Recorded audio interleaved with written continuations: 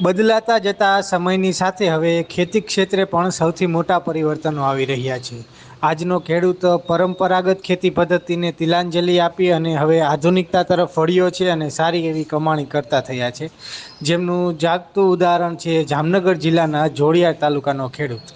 તેઓએ મધમાખી ઉછેર કેન્દ્ર શરૂ કર્યું અને હાલ તેઓ સારી એવી કમાણી કરી રહ્યા છે.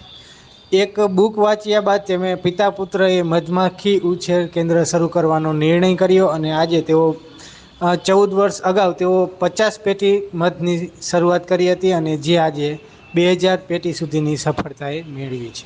અને એવું કહી શકાય કે જામનગર જિલ્લાના જોડિયા પંથકના આ ખેડૂતના ઘરે જાણે મધની ખેતી મધની નદીઓ વહેતી હોય તેવી સ્થિતિનું નિર્માણ થયું છે.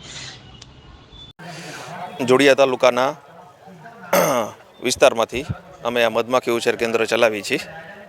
આ લગભગ 14 વર્ષ પહેલાં મારા પપ્પાએ મધમાખી ઉછેર સ્ટાર્ટ કર્યું હતું.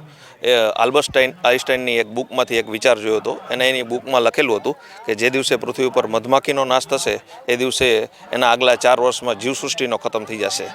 આવું આ એક નાનકડા બીજને શું કરવા આટલું મહત્ત્વ આપ્યું એનો વિચાર કરી મને અને મારા પિતાજીને આ વ્યવસાય કરવાનો અને મધમાખી પાળવાનો એક વિચાર આવ્યો અને ત્યારથી અમે 50 પેટીથી શરૂઆત કરેલી. બાગાયત વિભાગ તરફથી સબસિડી મળેલી અને આજે અમે 2000 પેટી આખા ભારતમાં સર્વાઈવ કરી છે. જેમાં અલગ અલગ પાકના મધ, જેમ કે જામનગરમાં વાત કરું તો અજમામાં જ્યારે ફૂલ આવે ત્યારે મધમાખીની પેટી ત્યાં લઈ જઈ અને અજમાનું મધ તૈયાર કરી છે. એવી રીતે વરિયાળીના પાકમાં જ્યારે ફૂલ આવે ત્યારે ત્યાં જાય છે. ત્યાર પછી કચ્છ વિસ્તારમાં રાયડામાં જાય છે.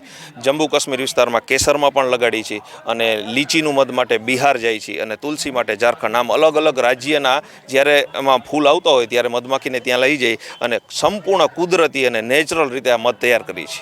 આ ઉપરાંત આ સિવાય વધારાની પ્રોડક્ટમાં વાત કરીએ તો આ મધમાખીને આડ પેદાશ તરીકે એનું ઝેર પણ નીકળે છે, તેનું અમે બી વેનમ થેરાપી કરાવી છીએ. ત્યાર પછી એનું જે વેક્સ નીકળે છે એનો પણ ઉપયોગ કરી છીએ. આ રીતે એક પેટીમાંથી વર્ષે અંદાજે 3 થી 4 હજાર રૂપિયાની આવક મેળવી છે. આ પિતા પુત્રની જોડી અલગ અલગ પ્રકારના મધની ખેતી કરે છે. જેમ કે જ્યારે જામનગરમાં અજમાના ફૂલ આવે ત્યારે તેઓ મધમાખીની પેટી ત્યાં લઈ જાય છે અને અજમાના મધ તૈયાર કરે છે. સાથે જ વરિયાળીના પાકમાં જ્યારે ફૂલ આવે ત્યારે મધમાખીની પેટી તેઓ ત્યાં લઈ જાય છે અને વરિયાળીનું મધ તૈયાર કરે છે.